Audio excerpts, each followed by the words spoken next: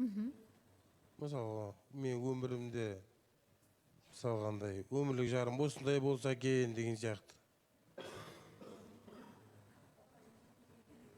Бір апта 10 күннен астау балаусаған. Енді айда айтып отыр ғой, негізі біз жақсы доспыз. Жақсы әңгіме, сырласып әңгіме айтып, енді қалай туады. Былай ғой, менің ойымдағы жаңағы бір қыздың бір қасиеттерін іздейсің ғой. Сондай қасиеттерді мен Айданың өзінен байқадым да, бірақ Айда маған ондай повод беріп, ештеңе істеген жоқ. Маған айтады, сен қумаш деп ше. Мысалы, қандай қасиеттер? Айданың адаммен сөйлескені, былай сыйластығы, құрметтілігі андай. Мысалы, өзінде ойлайсың ғой, анама осындай келін тап болса екен деген сияқты ғой. Сондай өзінің мишлымдағы бүкіл қасиет бұның бойында бар. Мен бүйтіп Айдағандай ойбай, өйт деп ештеңе айтпаймын. Просто дос ретінде сыйласып қалғаннан кейін мүмкін енді ол дос ретінде қабылдай ма, может басқа ретінде бір мүмкіндік беріп көре ма, оның бәрі Айдаға байланысты ғой. Бірақ қандай жауап болса да, бұрын сыйластығымыз қандай болды, мен солай болғанын қалаймын. Неге өйткені осы арада да таныстықта Айдамен болдық адамдар. Көңілін қалдырған адамдар да бар. Өйтіп Айданың көңілін қалдырып, андай қалай туғат. Бұдан кейін андай бет көрсіп кетпеуге дейін апарғым келмейді да. Енді бүкіл бәрін енді өзі ғой шешетін. Бірақ енді анасы да қарау, негізі үлкен балдармен танысуға негізі қарсы деді ғой алдында. Бірақ ер азамат болғаннан кейін қадам жасап көрейін. Иә, қадам жасап көрейін. Бірақ каждый ана баласының бақытты болғанын керек қой, мысалға, ойлайды. Енді мен Айда егер маған бір мүмкіндік беріп көретін болса, балаусақам. Андай асылық айтпай қойын, бірақ бұл қызды көңілін көтеру үшін, бақытты қылып жүру үшін қолымнан келген бүкіл затты істеймін да. О, күшті. Күшті. Қайырлы күн, қалайсыз, жақсысыздар ма? Саламатсыздар ма? Қайырлы күн. Барыс, сөйлеп жатырмын ғой. Сөйлеп кеттің, сөйлеп? Не болды саған? Естілмейсің да? Обалжық балағың не? Негізі андай нәрсе ғой, Айда енді 30+ке өтіп тұрсың. Күшті өтіп атсың негізше. Енді Жәнібек сөз салатын болса, миссия орындалды деп бітекші жағыну мүмкін сағаншы. Андай нәрсе ғой, Ринатқа сұрағым болып тұр, бұл жайға ше. Андай сұрақ болып тұр саған, Барысқа жоқ деген атана саған иә дейтініне сенімдісің ба, және де Барыстан сенің қандай артықшылықтарың бар, сен сенімді болатындай? Мен сенімді емеспін ештеңеге. Алда болашаққа несем андай адам баспай қойын. Бірақ енді көреміз енді не болатынын. Жоқ, менің сұрағым, Барыстан сенің қай жерің артық, қандай артықшылығың бар, соны айтшы. Мен салмағым артық шығар одан. Бұл сыртқа да көрініп тұр ғой. Мен адамның бәрі бірдей. Бәріміз пендеміз ғой. Бәріміз бір неміз, тұлғамыз.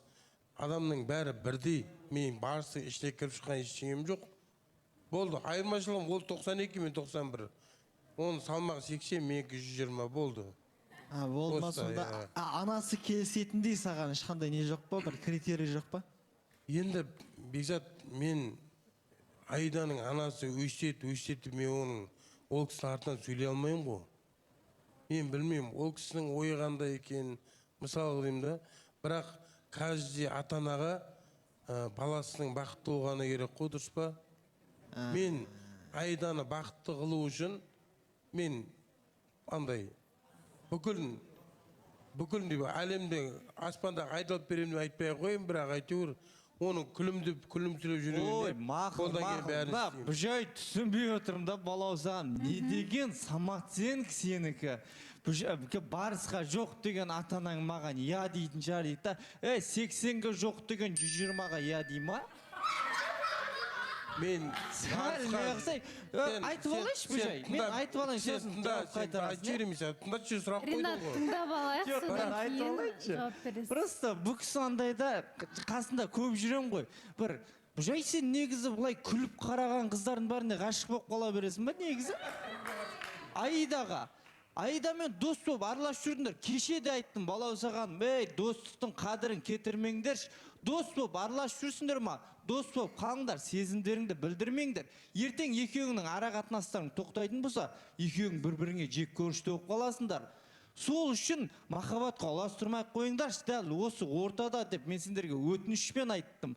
Бұл жай, мына ара қатынас, мүмкін жалғасатын шығар, бірақ патолог бір 2 апта жай саған айтайын. Балаусаған айт. Просто достықтың қадірін кетіріп аласыңдар. Барыс. Қайырлы күн балауса ханым, қайырлы күн қазақ елі, қалайсыздар? Мен мына жерде бұл жай түсінбеймін да. Өткенде ғана көзінен жас ағып жылап отыр еді, Жансая депші. Енді Аидаға сөз салып нетіп атқаны бар енді. Бірақ бір жағынан жақсы сөз бар ғой, қасқырдан қорықсаң, орманға барма деген. Қазір бұл жайдың мысалы айтып отқаны, Аидаға айтам, бірақ артынан кейін бір жақсы болып қағым келеді деп қорқақтап отыр да, дарда еркек, бірақ қорқақтап отыр. Ол негіз дұрыс емес бұл жай. Айттың ба басын шешіп, өзіңдікінде тұрғаның дұрыс. Сен мысалы көрдің, біз Аидамен таныстықта болдық, одан кейін қазір араласпаймыз. Мен оны түсінбедім өзімді. Аиданың тәкаппарлық ба, әлде өркөкіректік ба. Одан кейін де мен жақындаған болатынмын. Қалайсың Аида деген сияқты шы, үстіп сөйлемей жүре бересің ба десем, үндемейді. Енді сөйлескісі келмейтін адамға енді артынан жүре бермейсің ғой, жақсы деп қоя салған болатынмын. Бірдеңем өтіп кеткен жоқ, тегі бір жаман бірдеңе істеген жоқпын деген сияқты ғой.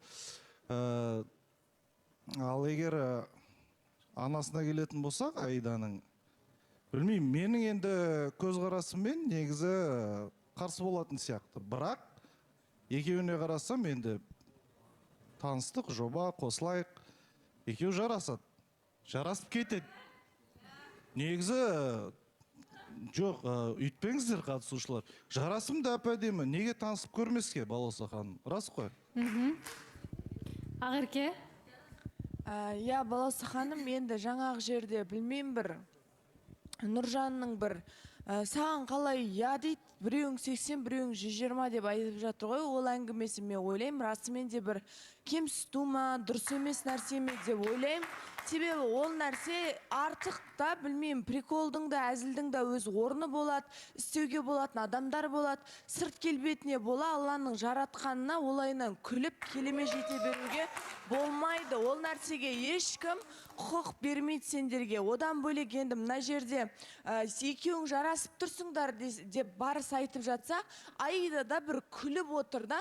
Аида осы нәрсеге, осы жайдың осы әрекетіне Ринаттың сен өзің түрткі болдым деп ойламайсың ба? Себебі білмеймін, мен талай естіп қалған прикол ұстап Ринаттың Аидаға мен саған ақыр соңы сөз салам, сені алам деп айтқан кездерінде сен я деп прикол ұстап, солай сенің да жауап берген кездерің болды да. Әрқашан сен қойшы, сен маған сөз салма деп айтқанды мен естімегенмін. Конечно, одан кейін ол білмеймін, может быть, ойлап қалатын шығар. Енді әр адам білмейсің ғой қалай мыслить ететінін. Сен историяңа да мен көргем, өте көп рет салғансың Ринатты. Жақыным деп каждый раз сала бергеннен кейін, құшақтасып фотоларға түскеннен кейін, естественное дело, ол да еркек, ол да олай қабылдап қалады. И одан кейін қазір білмеймін, Аида бір шетінен 30+ бәрін қырып келетқан қыз ба деп ойлаймын да өзімше. Себебі андай біреуін көреді, болмайды бұл. Бұған ата анам жауап бермеді, рұқсат бермеді дейді. Екіншісі енді міне отыр. Айда бетесің сен таныстыққа ұсыныс жасауға дейін апарасың еркекті. Одан кейін сұм саңырау болып, жоқ болып кетесің. Ортада сендер кім туралы айтып жатсыңдар? Айдаладағы маған қалай ғашық болып қалып жүрсіңдер деген понятиеде отырасың да. Егер де осындай состояние саған қазір сен көрсетіп отырсың, что тебе неприятно. Если саған осылай неприятно болған қаламасаң, олай чересчур жақындағаныңды дұрыс емес па деп ойламайсың ба өзің? Мен жаңағы айтып жатыр ғой, барыстың екеуін жарасасыңдар деген әңгімесіне күліп отырсыңдар деп ше. Мен оны былай ойлап отырмын, типа барыс именно Ринатқа кемсітіп айтып отырмай деп, сол үшін күлдім мен ол нәрсесіне. Мен өзім де негізі жаңа дұрыс айтып отыр, адамның сырт келбетіне қарап кемсіту ол дұрыс емес. Мен Ринатпен дос болған себебім, мен оның ішкі жан дүниесін бір рет біз тамақ ішуге бардық, Жәндібек үшеуміз, по-моему. Сол кезде мен Ринатпен душевно сөйлестім де, сол кезде мен түсіндім, то что оказывается бұл адамның ішінде шынымен де бір добрый адам болады ғой, кәдімгі бәріне жанашып тұратын. Мазақ қылып отыр да, қазір дейді, ертең күшті болып, Ринат күшті, Ринат жақсы деп, шамал уақыт өткен екен, менің мамам рұқсат бермейді деп, осы жерде жылап отырады, көресіздер ғой. Просто Ринат қимаймын, Ринат жақсы адам. Жоқ, баласы ханым, бізде дәл қазір жарнамадан кейін не болады? Айданың жауабы қалай болады?